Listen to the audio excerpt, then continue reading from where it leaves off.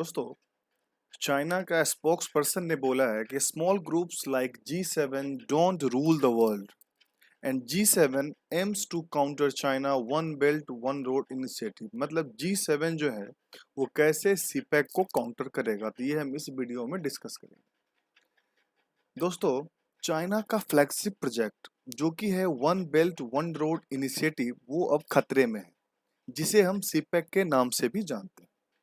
इसका नुकसान सबसे ज्यादा पाकिस्तान का होगा, क्योंकि वो लगभग 10 साल से इसी इंतजार में है कि कब सीपेक बनेगा, कब हजारों फैक्ट्रियां लगेगी और कब पाकिस्तान का economy world fastest growing economy बन जाएगा। After G7 meeting, Chinese spokes person ने कहा है कि वो दिन बीत गया जब वर्ल्ड को small group of country lead कर रहे थे, कंट्रोल कर रहे थे।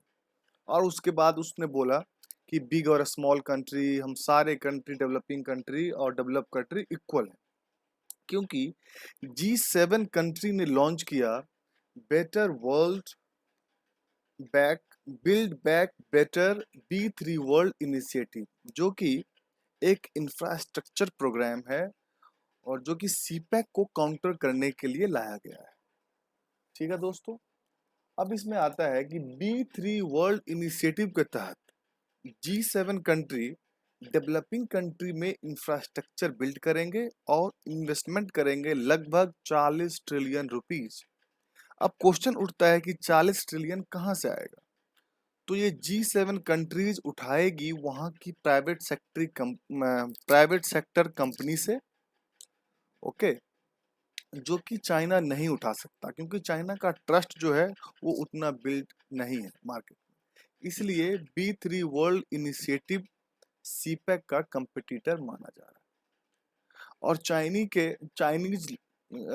चाइना के लोन के टर्म एंड कंडीशन बहुत ही हार्श होता है, सीक्रेट होता है।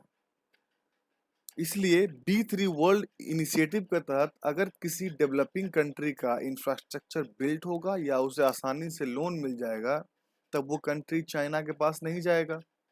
और इसका नुकसान चाइना को ये होगा कि वो किसी भी नेक्स्ट हम्बनटोटा पोर्ट पे कब्जा नहीं कर पाएगा और ग्वादर जैसे पोर्ट पाकिस्तान जैसे कंट्री में बिल्ड नहीं कर पाएगा। अब इसमें हम बात करेंगे इंडियाज कंसर्न की, कि इंडिया का कंसर्न इसमें क्या है।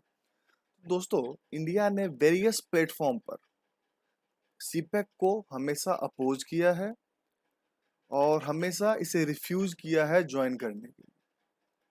तो हम आप लोगों से जानना चाहते हैं कि आप जो ये बिल्ड बैक वर्ल्ड इनिशिएटिव है, इसे आप इसके बारे में क्या सोचते हो और ये इंडिया के लिए कितना अच्छा है? तो आप अपनी राय कमेंट बॉक्स में जरूर बताइए और आपको मेरा वीडियो कैसा लगा ये भी बताइए। और प्लीज़ लाइक एंड सब्सक्राइब कीजिए, और आपका हर कमेंट मेरे लिए बहुत ही इम्पोर्टेंट